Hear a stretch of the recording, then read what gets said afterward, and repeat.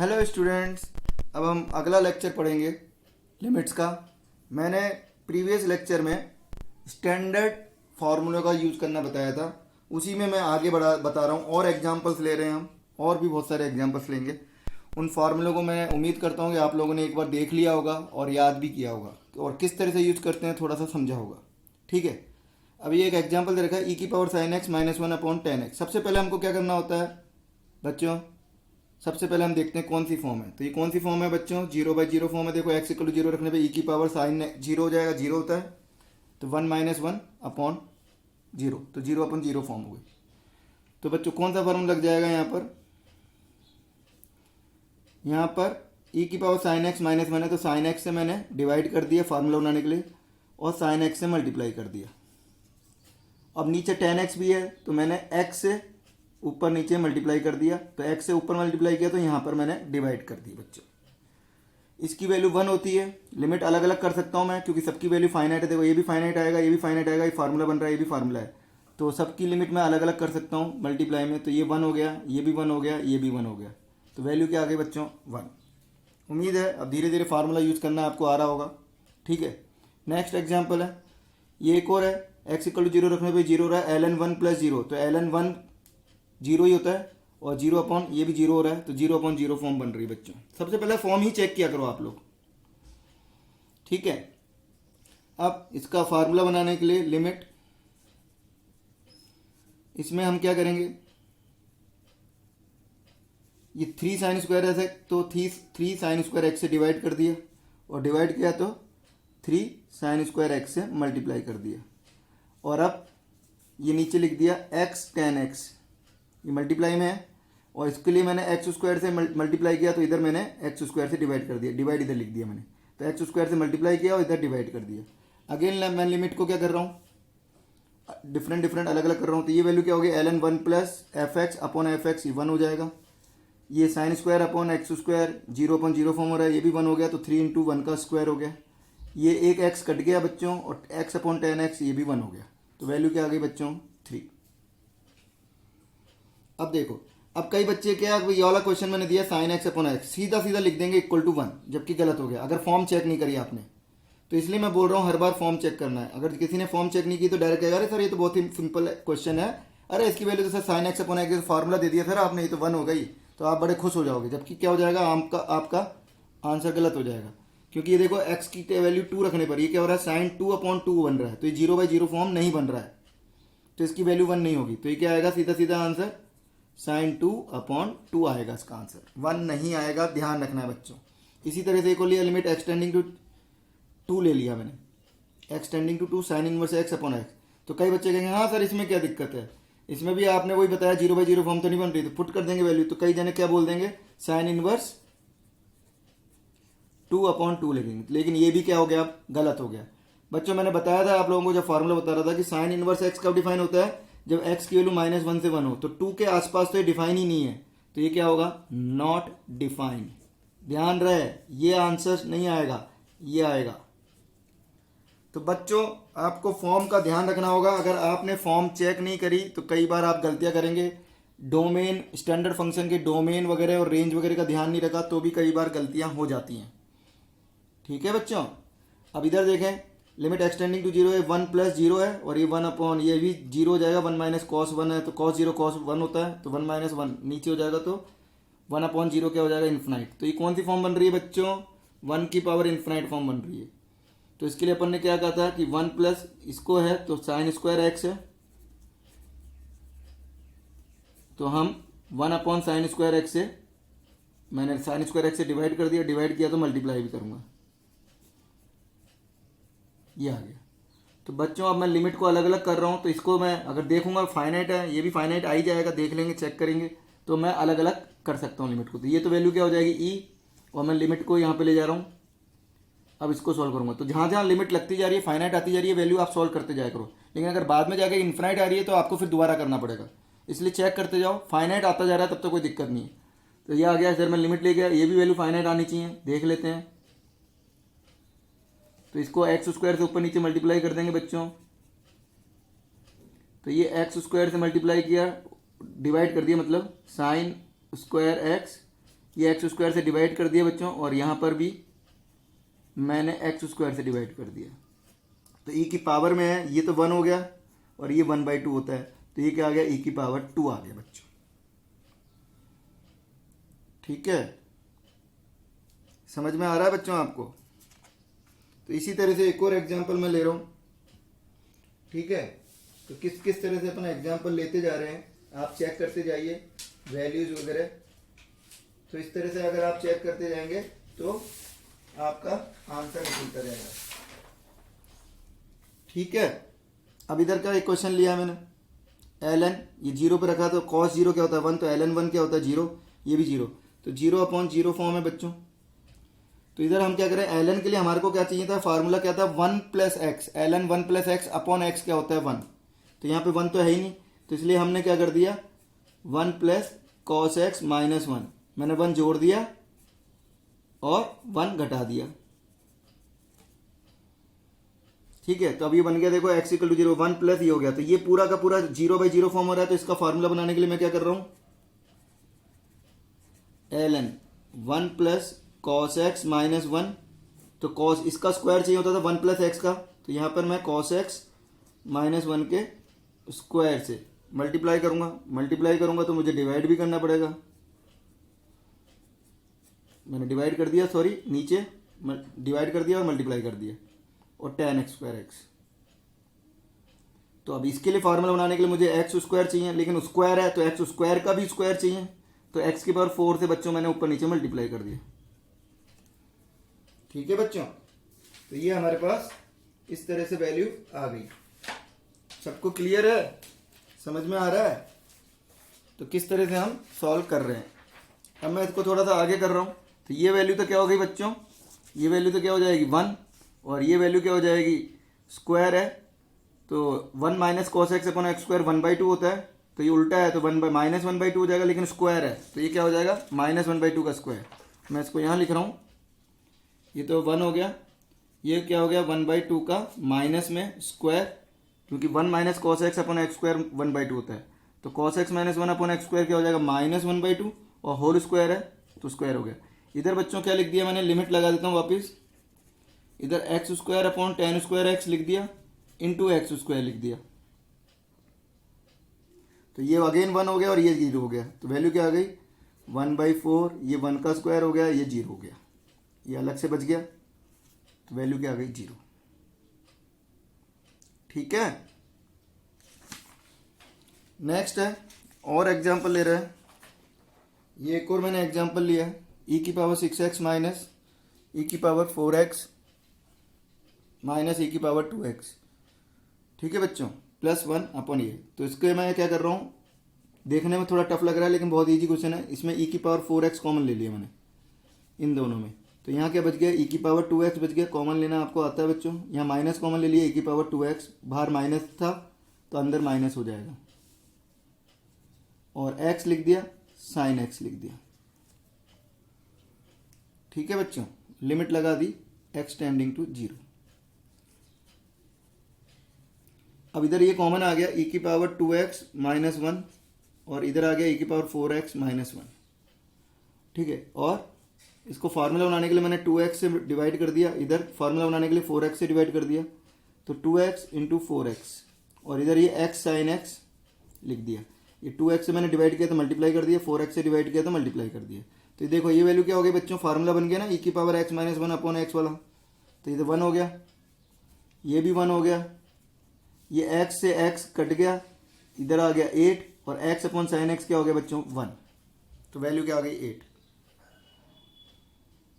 ठीक है बच्चों, इसी तरह से एक और एग्जांपल मैं ले रहा हूँ, sin x कॉमन ले लिया मैंने, इसको लिख दिया sin x upon cos x। पहले चेक कर लेना लिमिट की फॉर्म, तो ये 0/0 फॉर्म था, ये भी 0/0 फॉर्म था, तो इसको लिख दिया sin x upon cos x, 1 - 1 upon cos x हो गया ये।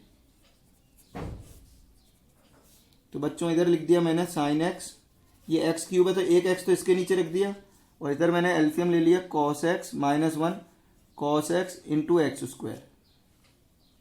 तो बच्चों लिमिट रखूंगा तो ये तो क्या हो जाएगा, लिमिट रखने पर ये लिमिट रख दिया तो ये तो 1 हो गया, इधर लिमिट रखूंगा तो तो इसको 1 cos x minus 1 upon x square लिख दिया इंटू 1 अपॉन cos x लिख दिया। बच्चों इसमें 0/0 कौन कौन बना रहा है? ये दोनों बना रहे हैं, ये बना रहा है, ये बना रहा है, ये नहीं बना रहा, तो इस पर इसको अलग कर दिया फॉर्मूले से। ये वैल्यू क्या हो जाएगी बच्चों? -1/2 हो जाएगी, क्योंकि 1 minus cos x upon x square होता है 1/2, तो ये 1/2 माइनस का हो गया, और ये 1 अपॉन यहाँ लिमिट रख दी तो cos 0 1 होता है, तो -½ आ गया बच्चों। ठीक है, एक और एग्जाम्पल ले रहे हैं। यहाँ पर भी देखो 0/0 फॉर्म बन रही है, एक्सटेंडिंग टू 0 पे कर रहे हैं तो 0/0 फॉर्म बन रही है। तो यहाँ पर बच्चों 1 प्लस लॉग एक्स होता था, log 1 प्लस एक्स होता था, लेकिन यहाँ पे log 5 प्लस एक्स है। तो ये फार्मूला बनाने के लिए मैंने क्या किया, इसको पहले log की प्रॉपर्टी लगा दी, log m minus log n, तो ये क्या हो जाएगा 5 plus x upon 5 minus x, ये लगा दिया। अब बच्चों इसको थोड़ा सा मैंने डिवाइड कर दिया एक तरह से, मेरे को तो 1 चाहिए ना, यहाँ पर log 1 प्लस चाहिए, तो मैं क्या करूँगा 1 मैंने जोड़ दिया और 1 घटा दिया, ऐसा भी कर सकते हैं, 1 जोड़ दिया, डिवाइड मत करो भले ही, ऐसे भी कर सकते, डिवाइड करोगे तो भी यही आएगा ना। तो यहाँ पर मेरे पास आ गया limit x tending to 0 ln 1 plus, इसका एलसीएम ले लिया मैंने, तो -5 हो गया तो कट जाएगा, प्लस 2x हो जाएगा, और नीचे x है। ठीक है बच्चों, तो फार्मूला बनाने के लिए log 1 प्लस, ये देखो 0/0 फॉर्म बन रहा है, तो क्या करें फार्मूला बनाने के लिए, ये x का काम कर रहा है तो इसी से डिवाइड करना पड़ेगा मेरे को, तो ln 1 प्लस 2x, तो इसी से मैंने डिवाइड कर दिया 2x, और डिवाइड किया तो मल्टीप्लाई करना पड़ेगा 2x upon 5 minus x, into ये x भी था तो 1 अपॉन एक्स करके लिख दिया। अब मैं लिमिट अलग अलग कर रहा हूँ, तो इसकी वैल्यू तो बच्चों 1 हो गई, और ये देखो ये x से x कट गया, तो इधर क्या बच गया 2 अपॉन 5 माइनस 0, ये बच गया, तो यानी 2 अपॉन 5 आंसर आ गया बच्चों। तो किस तरह से हम क्वेश्चंस करते जा रहे हैं सबको समझ में आ रहा है, और एग्जांपल्स ले रहा हूँ मैं डिफरेंट टाइप के। ठीक है बच्चों, एक एग्जांपल लिया है मैंने, 15 क्वेश्चन हो गए, 16 नंबर का है, 1 minus cos 2x cos 4x upon x square. बच्चों इसकी वैल्यू निकालनी है हमको। ठीक है, तो देखें कौन सी फॉर्म है, 0/0 फॉर्म है, देखो 0 रख लिया। अब इसमें बच्चों मैंने 2 से ऊपर नीचे मल्टीप्लाई कर दिया, फार्मूला ट्रिग्नोमेट्री का फार्मूला बनाने के लिए, 2 cos 2x cos 4x। क्यों करा ऐसा? फार्मूला बनाने के लिए।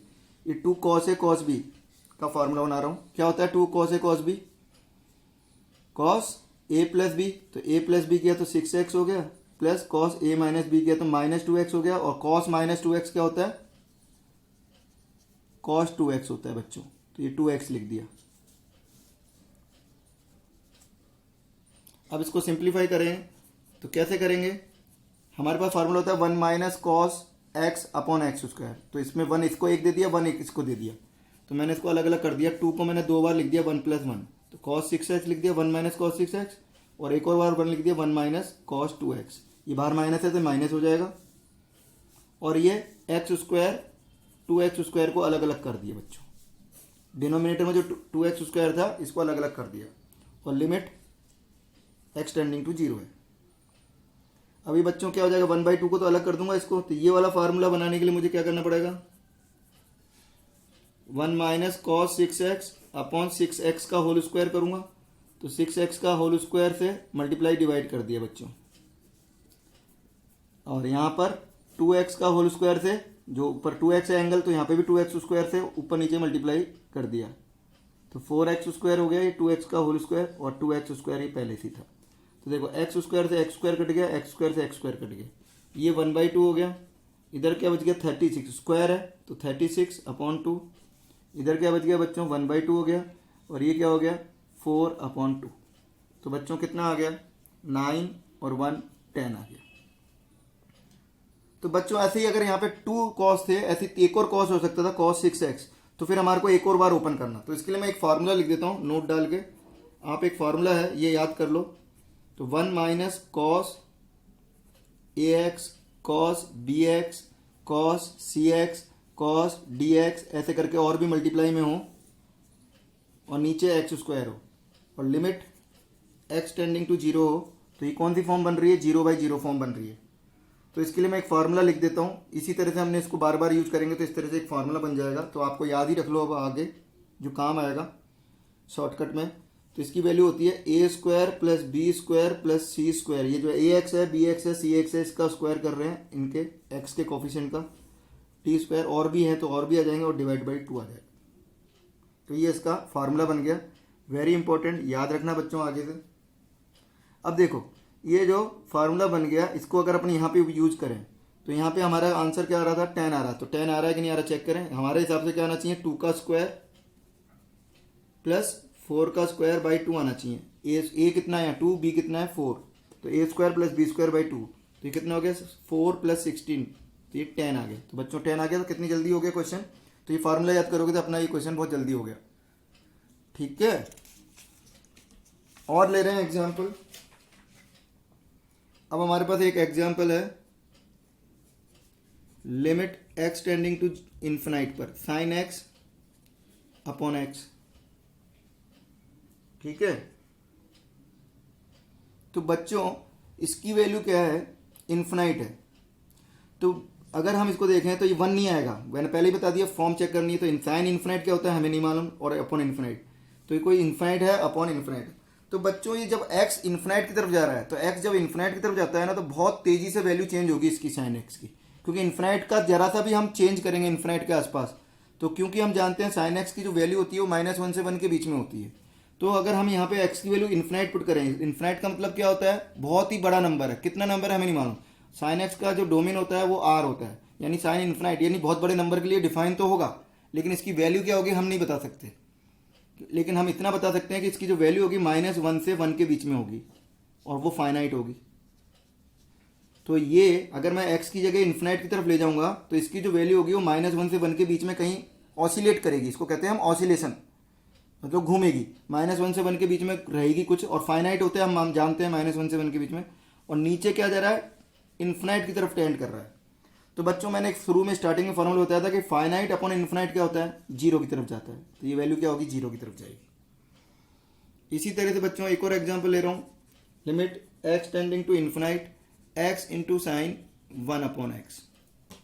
तो इसकी अगर हम फॉर्म चेक करें तो ये तो इन्फिनाइट है, और ये क्या हो रहा है साइन 1 अपॉन इन्फिनाइट, यानी 1 अपॉन इन्फिनाइट क्या होता है 0, तो इन्फिनाइट ये साइन 0 हो गया, और साइन 0 क्या होता है 0। तो ये इनडिटरमिनेंट फॉर्म बन रही है कौन सी, इन्फिनाइट इंटू 0। तो इन्फिनाइट इंटू 0 को हम क्या बनाएंगे, हम 0 अपॉन 0 फॉर्म बना लेंगे।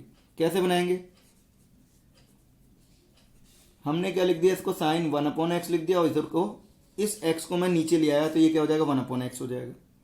अब देखो x टेंडिंग टू इन्फिनाइट पर रखने पर ये 0 हो रहा है, साइन 0, और ये भी 0 हो रहा है, तो 0 अपॉन 0 फॉर्म बन रही है, दोनों जो एंगल है वही नीचे है, तो वैल्यू क्या होगी बच्चों 1।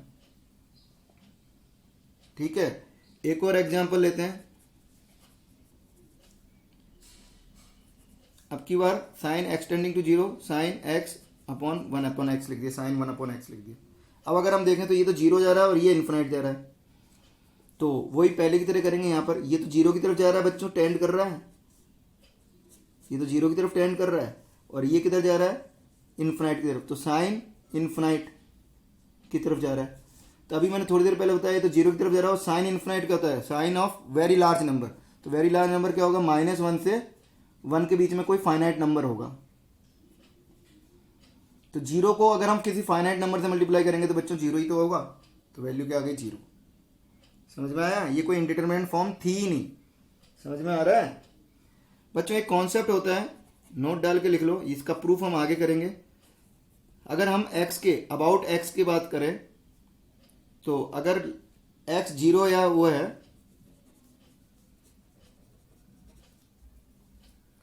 तो limit x tending to 0 plus, यानी 0 से थोड़े बड़े के लिए, या 0 से π/2 की बात कर सकते हैं, ऐसे भी लिख सकते हैं हम, 0 से π/2 में, 0 से π/2 में, ओपन की बात कर रहा हूं मैं, यहाँ पर 0 पर ओपन है, साइन x सबसे छोटा होता है, x उससे थोड़ा बड़ा होता है, और tan x उससे बड़ा होता है। ये बच्चों ग्राफिकली तो मैं समझा दूंगा, बाकी वैसे हम प्रूफ करेंगे, आगे एक चैप्टर आएगा AOD एप्लीकेशन ऑफ डेरिवेटिव, उसमें प्रूफ करेंगे।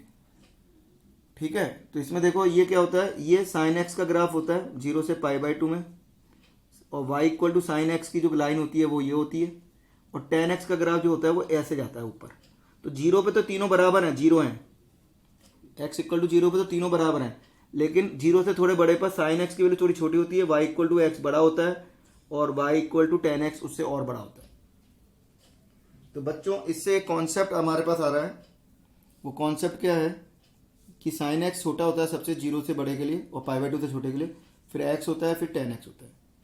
तो मैं एक एग्जांपल दे रहा हूँ, limit x tending to zero पर हमको निकालनी है tan sine x upon x की वैल्यू, और इसका ग्रेटेस्ट इंटीजर, ये ग्रेटेस्ट इंटीजर है GIF। तो बच्चों अगर हम देखें यहाँ पर कि साइन एक्स अपॉन एक्स, यहाँ पे एक्स से डिवाइड कर दिया मैंने, तो ये क्या हो जाएगी, वैल्यू 1 से छोटी हो जाएगी। लेकिन हम बच्चों क्या देख रहे हैं, जीरो के आसपास देख रहे हैं। जीरो प्लस पे करेंगे तो भी देखो ये जीरो प्लस पे तो ये पॉजिटिव रहेगा, ये पॉजिटिव रहेगा, तो दोनों पॉजिटिव आ जाएंगे। जीरो माइनस अगर लेता हूँ या LHL, तो बच्चों क्या हो जाएगा, साइन जीरो, ये नेगेटिव होगा, ये भी नेगेटिव होगा, नेगेटिव नेगेटिव पॉजिटिव हो जाएगा।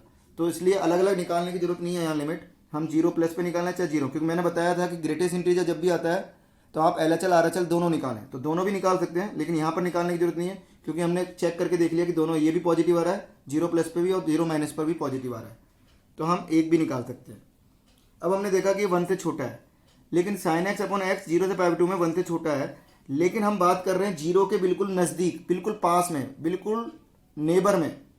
तो जीरो प्लस पर ये 1 से तो छोटा होगा, लेकिन ऐसा नहीं है कि बहुत ज़्यादा छोटा होगा, ऐसा नहीं है कि ये क्या हो जाएगा 1 से बहुत ज़्यादा छोटा हो जाएगा, यानी कितना हो जाएगा 0.1 हो जाएगा, 0.2 हो जाएगा या 0.3 हो जाएगा, तो जस्ट छोटा रहेगा। ये वैल्यू क्या रहेगी, 1 से जस्ट छोटी रहेगी। अगर ये वैल्यू 1 से जस्ट छोटी रहेगी, यानी मान लिया 0.99999999 ऐसा रहेगा, तो 0.999 को अगर मैं 10 से मल्टीप्लाई करूंगा तो समथिंग जो वैल्यू आएगी वो क्या आएगी, 9.999 आएगी कुछ। तो 10 पॉइंट, इसको दोनों तरफ 10 से मल्टीप्लाई किया तो ये 10 से थोड़ा छोटा आएगा, तो 10 से थोड़ा छोटा क्या आएगा, बहुत ज़्यादा छोटा नहीं आएगा, क्या आएगा, क्योंकि इसकी वैल्यू क्या जस्ट छोटी है 1 से, तो ये कितना आएगा 9.999, बहुत सारे 9 आ जाएंगे। ठीक है बच्चों, तो ये आ जाएगा। तो ये वैल्यू जो है पूरी की पूरी ये क्या है 9.99999 करके कुछ है, यानी जस्ट 10 से छोटी है, तो उसका ग्रेटेस्ट इंटीजर क्या हो जाएगा बच्चों 9। अब इसमें ध्यान रखना है 1 नहीं होगा, ये मैंने पहले भी बताया था कि ग्रेटेस्ट इंटीजर होता है तो हम लिमिट को अंदर नहीं ले जा सकते, क्योंकि ये जीरो पर इंटीजर हो रहा है और वहाँ पर ये फंक्शन कंटिन्यूस नहीं है। एक कॉन्सेप्ट मैंने बताया था कि जब हम लिमिट को ग्रेटेस्ट इंटीजर के अंदर कब ले जाते हैं, जब वो कंटिन्यूस हो वहाँ पर। तो x इक्वल टू जीरो पे कंटिन्यूस नहीं है, इसलिए पहले हम क्या करते हैं, ग्रेटेस्ट इंटीजर को सॉल्व करेंगे, उसके बाद लिमिट रखते हैं, ये मैंने बताया था आप लोगों को। तो इसलिए ध्यान रखना है लिमिट को अंदर नहीं ले जाना है। अगर आप लिमिट को अंदर ले जाओगे तो इसकी वैल्यू क्या आ जाएगी 10 आ जाएगी, जो कि गलत होगी। ठीक है बच्चों, तो ये ध्यान रखना। इसी तरह से एक और एग्जाम्पल ले रहा हूँ मैं, limit x tending to zero पर ग्रेटेस्ट इंटीजर ले लिया मैंने, 10 की पावर 10 ले लिया, 10x अपॉन एक्स ले लिया का ग्रेटेस्ट इंटीजर। तो अगेन अभी मैंने देखा कि 10x अपॉन एक्स क्या हो जाएगा, यहाँ पर अगर हम देखें 10x अपॉन एक्स क्या हो जाएगा, x से मैंने डिवाइड कर दिया तो ये 1 से बड़ा हो जाएगा। लेकिन हम बात कर रहे हैं जीरो के आसपास, ये भी पॉजिटिव है, जीरो प्लस पे ये भी पॉजिटिव है, तो दोनों पॉजिटिव आएगा। जीरो माइनस पे ये भी दोनों निगेटिव है, तो दो रिजल्ट क्या आएगा, पॉजिटिव आएगा। तो LHL RHL निकालना चाहो अलग अलग निकाल लो, दोनों की वैल्यू सेम आएगी। और अगर यहाँ पर निकालने की जरूरत नहीं है वैसे, क्योंकि दोनों पॉजिटिव हो रहे हैं। तो यहाँ पर जीरो प्लस का मतलब है जीरो प्लस पे ये 1 से बड़ा है। 1 से बड़ा का मतलब ये नहीं है कि बहुत बड़ा है कि 2 3 4 5 बन गया, 1 से बस जस्ट बड़ा है, यानी इसकी जो वैल्यू है करीब करीब कितनी है 1.0 के जीरो प्लस पर, limit x tending to zero पर कह रहे हैं हम, जीरो प्लस पर या जीरो माइनस पर भी करेंगे तो दोनों नेगेटिव हो रहा है। जीरो पर, जीरो के आसपास इसकी जो वैल्यू हो रही है 1.0000000, बहुत सारे जीरो हैं, उसके बाद कोई 1 आ रहा होगा, हजारों करोड़ों अरबों जीरो। ठीक है, तो 1 से जस्ट बड़ा है उससे, तो ये वैल्यू क्या आ रही है, देखो बच्चों 1 से जस्ट बड़ी है, ये वैल्यू 1 से जस्ट बड़ी है। और इसकी वैल्यू, इसको मल्टीप्लाई किया 10 की पावर 10 से, तो 10 की पावर 10 से अगर मैं बहुत बड़े नंबर को 1 से जस्ट मल्टीप्लाई करूंगा तो थोड़ा सा कम होगा, तो इसकी वैल्यू क्या आ जाएगी, पूरे की वैल्यू क्या आ जाएगी 10 की पावर 10 से थोड़ा सा कम आएगा, मैंने माइनस मान लिया, थोड़ा सा कम आएगा। और उसका भी हमको क्या लेना है, ग्रेटेस्ट इंटीजर लेना है। तो बच्चों उसका ग्रेटेस्ट सॉरी 1 से बड़ा आएगा, सॉरी 1 से बड़ा था तो 1 से 10 की पावर 10 से थोड़ा बड़ा आएगा, सॉरी मैंने गलत लिख दिया, माइनस 10 की पावर 10 से थोड़ा सा बड़ा आएगा, 10 टू दी पावर 10 से प्लस, इसका प्लस है, यानी 10 टू दी पावर 10 से थोड़ा सा बड़ा आएगा। और उसका भी हमको क्या लेना है, ग्रेटेस्ट इंटीजर। तो 10 टू दी पावर 10 से थोड़ा सा बड़ा है, बिल्कुल थोड़ा सा, मतलब अगला नेक्स्ट इंटीजर नहीं मिल रहा है कि 10 टू दी पावर 10 अगर हमने मान लिया a है तो a प्लस 1 तक नहीं पहुंच रहा है, ये a प्लस ही रहेगा, तो इसकी वैल्यू क्या रहेगी, इसका ग्रेटेस्ट इंटीजर क्या हो जाएगा 10 टू दी पावर 10 ही हो जाएगा। और अगर ये लिमिट अगर मैं उल्टा होता x अपॉन टेन एक्स होता तो 10 से थोड़ा कम होता, तो वैल्यू क्या हो जाती, एक कम हो जाती, यानी -1 हो जाती। समझ में आ रहा है? जैसे यहाँ पे हमने वैल्यू लिखी थी 10 - 1, 9 लिखी थी। तो अगर ये उल्टा होता, x अपॉन टेन एक्स होता 10 अगर ये वाला एग्जाम्पल होता, ये वाला एग्जाम्पल होता, ठीक है बच्चों। चलो इसको मैं अगली बार बता दूंगा पूरा, ये यहाँ तक तो समझ में आया ना आपको। तो अगर ये उल्टा होता, ऐसे होता, limit x tending to 0 x upon tan x होता और इंटू 10 का ग्रेटेस्ट इंटीजर होता। तो ये वैल्यू क्या होती, 10x अपॉन एक्स 1 से छोटा होता, तो 1 से छोटा होता, उसका ग्रेटेस्ट इंटीजर लूंगा तो 10 से थोड़ा कम आता, तो -1, उसका ग्रेटेस्ट इंटीजर कितना आता बच्चों, ये आ जाता वैल्यू। यहाँ पर ये आया, जैसे यहाँ पे 10 - 1 किया था 9 आया था, वैसे यहाँ पे क्या रहता 10 अगर ये उल्टा होता, x अपॉन टेन एक्स होता तो। ठीक है बच्चों, तो आज यहीं तक, फिर आगे मैं कुछ एग्जांपल्स और कराऊंगा अगली क्लास में, और फिर आगे बढ़ेंगे लिमिट में। तो ये बहुत ही एक इम्पॉर्टेंट कॉन्सेप्ट था, ये ध्यान रखना है आपको। ठीक है।